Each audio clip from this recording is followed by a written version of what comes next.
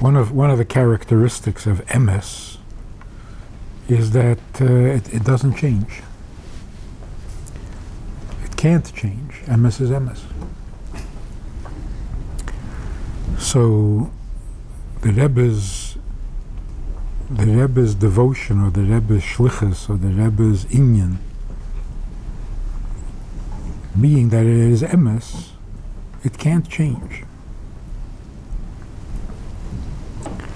So the impression that you could get from this from the Sikha, that there's a change of plan, that there's a change of direction, there's something new, there can't be. That has to be the first principle, guiding principle. That if you want to understand what's going on, you have to remember who you're talking about, who we're dealing with, and what Emes means. So to say that for 100 years or 300 years since the Baal Shem Tov, the objective, the plan, the kavanah was Yafutza meinesecha chutza ka'osimar. Now the Rebbe is saying that didn't, chas v'sholem, that didn't work, and it's not going to work, so we're giving up on that, and we have to find something else to bring Mashiach. Like now learning Chassidus is not going to help. Now you have to be in action, whatever that means. Obviously that can't be. You're not even allowed to think that way. We know, and we've always known, what brings Mashiach. The first statement, or the first instruction that we got was Hayom im Bekele Tishmo, in the times of the Gemara. The Baal Shem Tov came along and said, okay, we did that. Now what? And was told,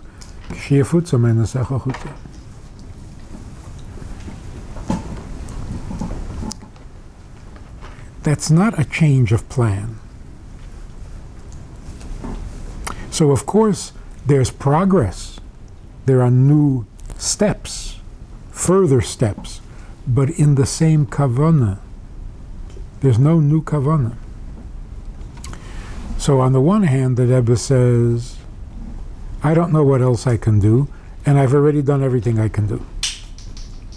And then a minute later, the Rebbe says, the only thing left for me to do is to give it over to you. And the other thing that is left for me to do is to make your shliach to tzedakah, to give you $1, which he's been doing for years. So what does that mean? I mean, it makes it so clear. There's no new method. You have to be a little more sincere, you have to try a little harder. But it's a new method to bring Mashiach. Tzedakah brings Mashiach. Tshuva brings Mashiach. Afotzas Hamayonos brings Mashiach.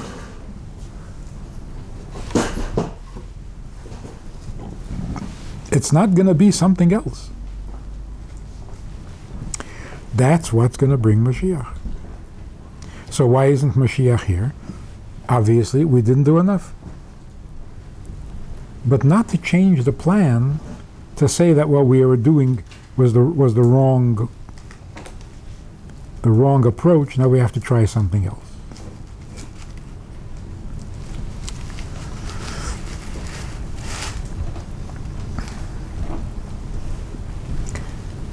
The other thing is when the Rebbe says, all you have to do is open your eyes and you'll see that Mashiach is coming.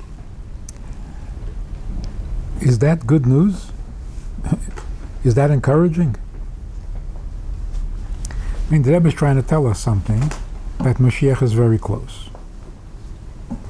And that if we opened our eyes, we would see.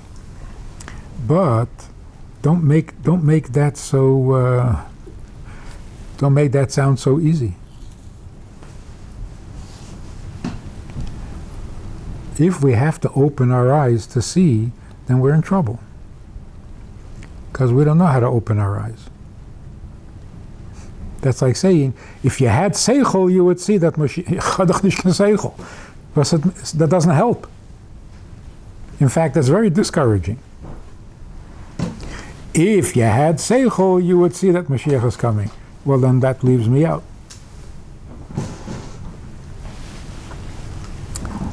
Of course, if we had eyes and we had seichel, and of course we would see.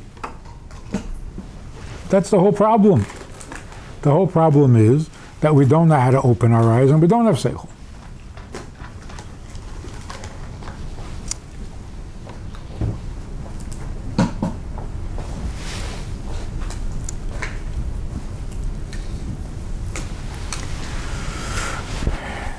The Emes is that Mashiach has to come without opening our eyes. That's the chiddush of Mashiach. If we have to open our eyes to see Mashiach, then there's something missing, there's something lacking, something is wrong. Because Mashiach is going to come for everybody. If you have to open your eyes, then it's not for everybody. It's only for those who have eyes. What kind of restriction is this? Who made such a restriction? That Mashiach can affect and inspire only people with eyes, with open eyes. And if you need glasses, take nicht. So let's try to understand this. I think it's a very fundamental nekuda. You learn in Chassidus everywhere that there are basically three madrigas. There's Memala Kol Almin, and there is Seviv Kol Almin, and there's Atzmus. Yeah? Memala Kol Almin is an Eid that is shaykh to the world. It's an Eid Mugbal. And to Eid HaMemala Kol Almin, the world is important. If you go up higher, Seviv Kol Almin. Seviv Kol Almin is an Eid Bilti Mugbal, Bli Gvul. And to the Eid HaBli Gvul, the world is insignificant. Not important. Not completely unimportant, because Eid HaSeviv is Seviv Kol Almin. So it does have some relationship with the world, but its relationship to the world is that the world is not important. Then if you go up a higher level, if you go up to Atzmus, there the world is mamish nothing, right? Kelo choshev. Is that how we understand?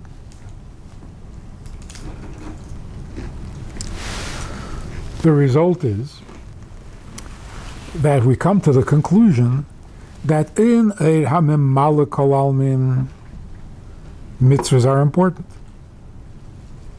In Eid HaSeviv Kol Almin, mitzvahs are not important. Tzadakta matitenle. So on a level even higher than Seviv, in Atzmus, it's certainly not important.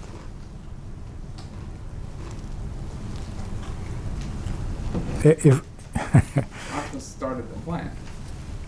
So if that's not apikursus, I don't know what is. So mitzvahs are negeya only on the lowest level. But this is crazy.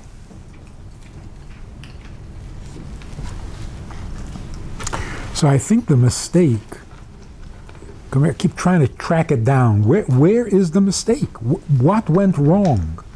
Where did we get verblunget? The mistake is Atzmus is not the third level higher than Seviv. That's not Atzmos. So when we say, let's speak in English.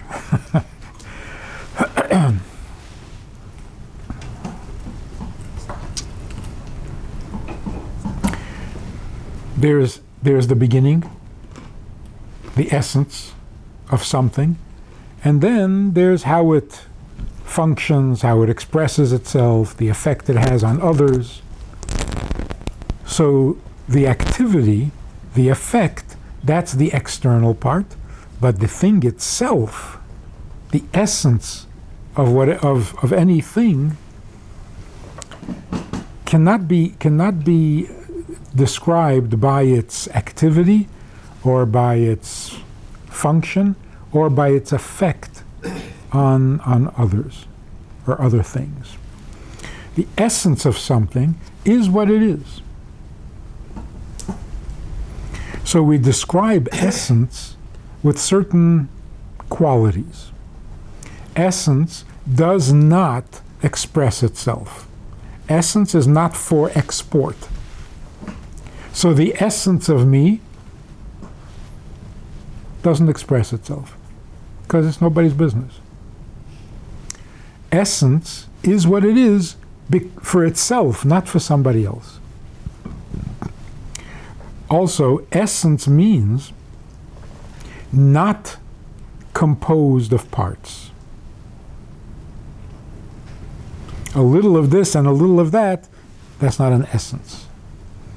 Essence means the thing itself that cannot be broken down into parts. So, for example, in the physics and science, we're looking for the essence. What is the essence of the physical reality? So we thought we got there when we discovered the atom. That's it. Then we found out that the atom is made up of parts. So which of those parts is the essence? So we thought we found it. And then we discovered that it also has parts. So it may be that in the physical there really is no essence, because it's all manufactured, it's all made up, and the Eibishter created everything as a composite of various different parts. So is there a pure essence to the physical existence? Maybe not. Maybe. But in the spiritual there is. So what does essence mean? Essence means that which cannot be divided or expressed, and therefore it cannot change.